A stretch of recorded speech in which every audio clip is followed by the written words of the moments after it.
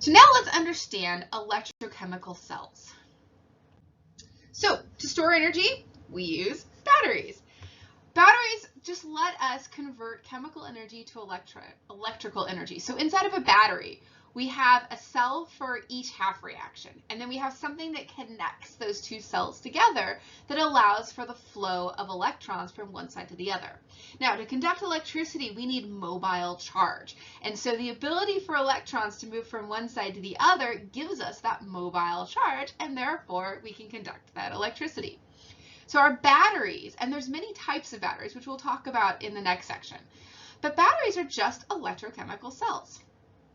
And then these electrochemical reactions, there are these redox reactions we just talked about, and what we're looking at in a redox reaction is the movement of electrons. We're transferring electrons from one species to another, okay?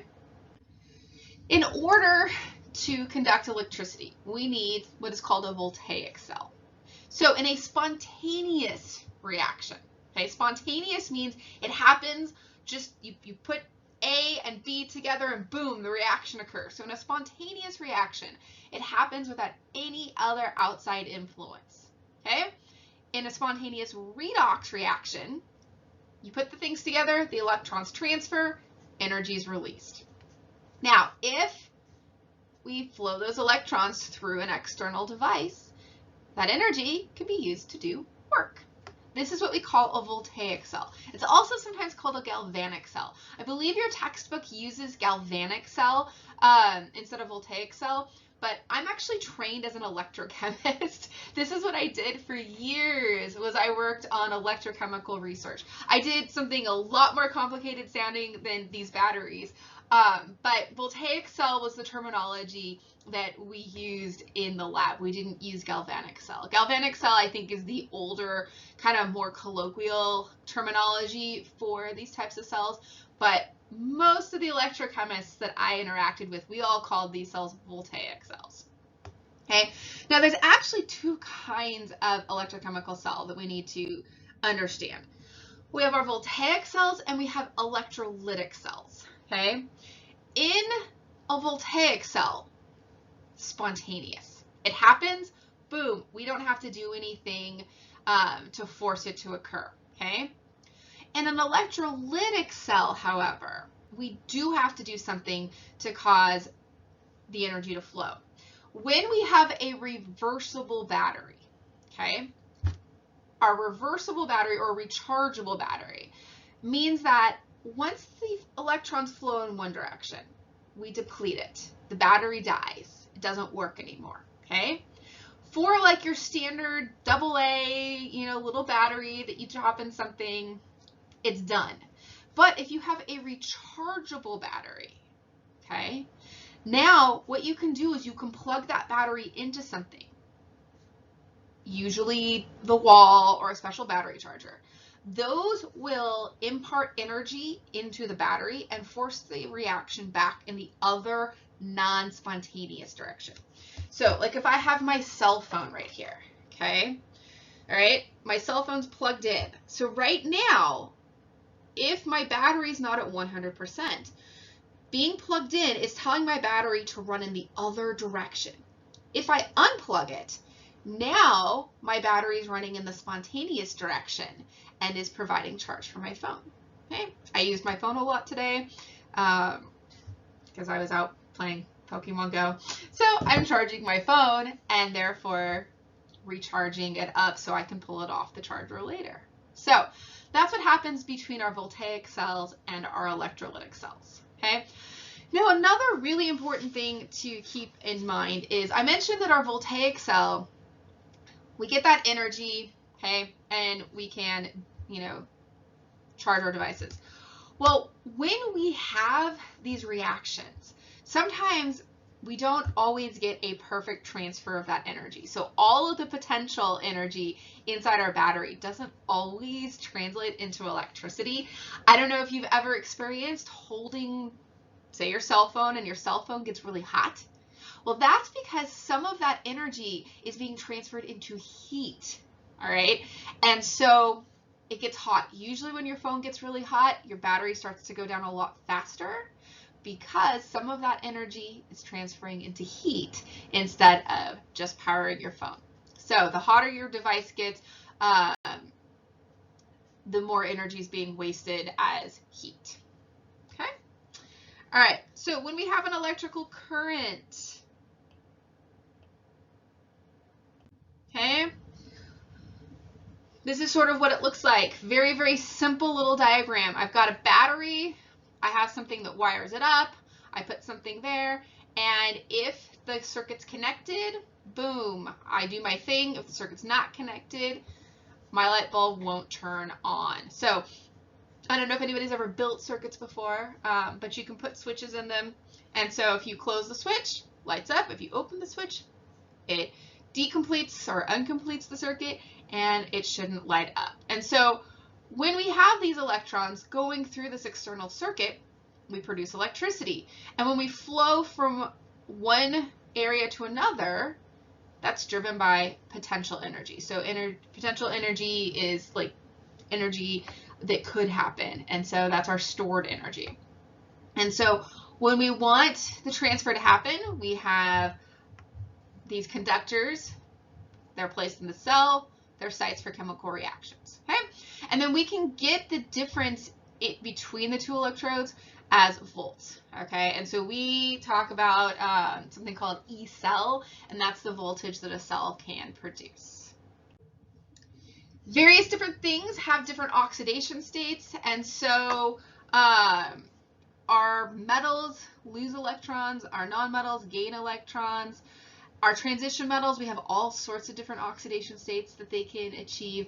And so we have electrodes, these are where the reactions happen, and various different elements will take on various different oxidation states and transfer differing numbers of electrons. Okay?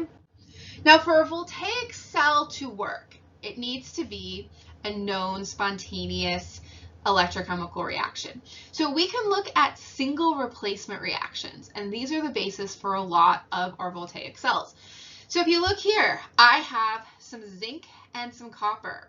Okay, I start off with solid zinc and aqueous, so dissolved in water, copper 2 ions. When I let it sit, I end up with zinc going into solution as ions and the copper precipitating out as a solid. Okay, this is a single replacement reaction. The zinc is considered more active than copper because it goes into solution as an ion and kicks the copper out of solution. Okay, looking at these two pictures, I can easily tell the reactions occurred. In the first picture, we have got a nice deep blue solution, very indicative of that copper 2 ion. In the second picture, now I have a much lighter color solution, meaning I have less copper 2 in solution, and I have all this gunk that's precipitated out. That's the copper that's come out and into a solid. So once I've identified what we call a redox couple, I can build an electrochemical battery out of that. Right? We can also take a look at this and understand which process is happening where. Okay, so here I've got my zinc going to my zinc ion. I've got my copper 2 ion going to my solid copper. Okay, I can balance my little reactions here. Balance my half reactions. Okay, so in this, I see that zinc lost electrons, so it's oxidized. Copper gained electrons, it's reduced. This is important too because, as I will show you in just a moment, we've got an anode and a cathode, and so specific processes happen at the anode and at the cathode. Okay, so this is what that looks like inside of a voltaic cell. So there's my oxidized zinc, that's at the anode, and my reduced copper, that's at the cathode. So, like I showed you oil rig, we have a mnemonic for remembering what process happens at which. I have two pets at home. I have an ox. I also own a red cat. What this stands for is anode is oxidation, reduction is cathode. okay? So you can think of two pets. You have an ox and a red cat. So anode, oxidation, reduction, cathode. Okay? And so when we build a voltaic cell, there's lots of different things we have to take into consideration. So at my anode, what's occurring there? Well, I have my solid going into solution as a cation. So what I end up with is I have a very large buildup of positive charge that occurs there because I'm making a lot of cations. At my cathode, okay, I'm depleting those cations. Those cations are precipitating out as a solid. So now I have a dearth of positive charge. So we have what's called a salt bridge here, okay? On my salt bridge, I have the ability to flow neutral ions that don't affect my reaction in any way, shape, or form to help counterbalance what's happening at the anode and at the cathode. So because the anode is building up a lot of excess positive charge, we have an anion that flows into the anode. Okay, my cathode is losing positive charge. So to balance that out, I have a neutral cation that flows into my cathode. Okay, now at my anode, I'm depleting my solid zinc. So you can see if I let the reaction run for a long time, it looks like that. At my cathode, I'm building up excess solid. And so you can see here, if I let my reaction run, it ends up looking like that.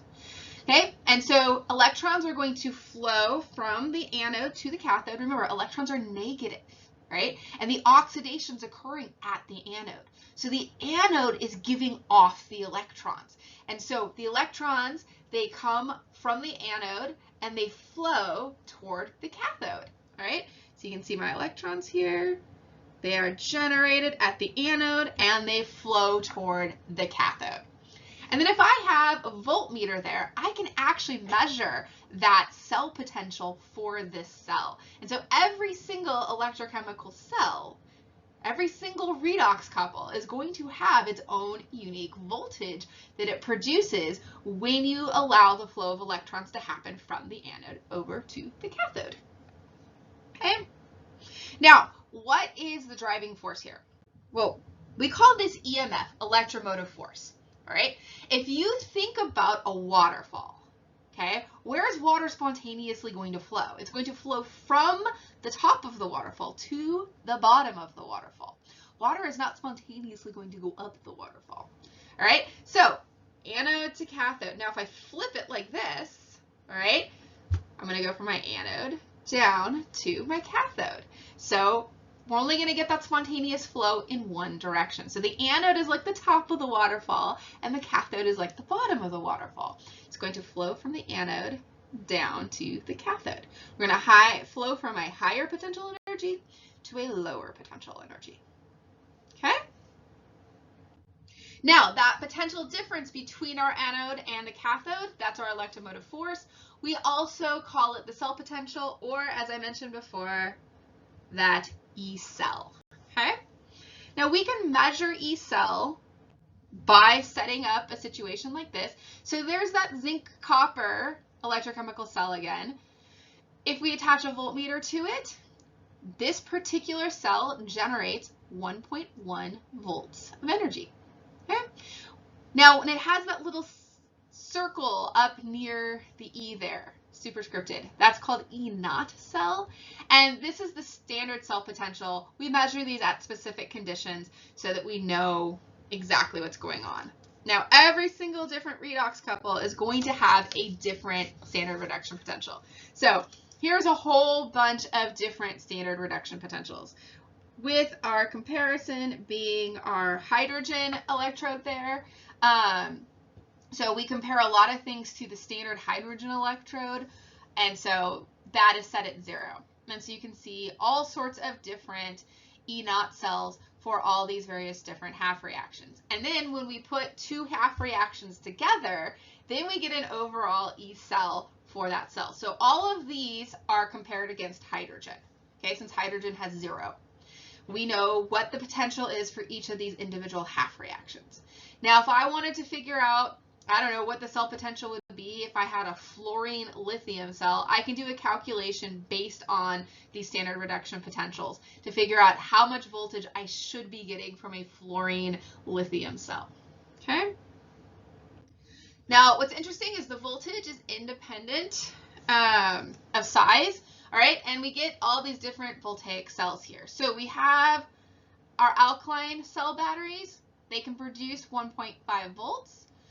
Larger cells can sustain current for a longer time, all right? So we have this whole calculation here where our voltage is equal to our current times the resistance. So this is Ohm's law. And so it allows us to get more information about our various different circuits and how much energy we're actually getting out of them.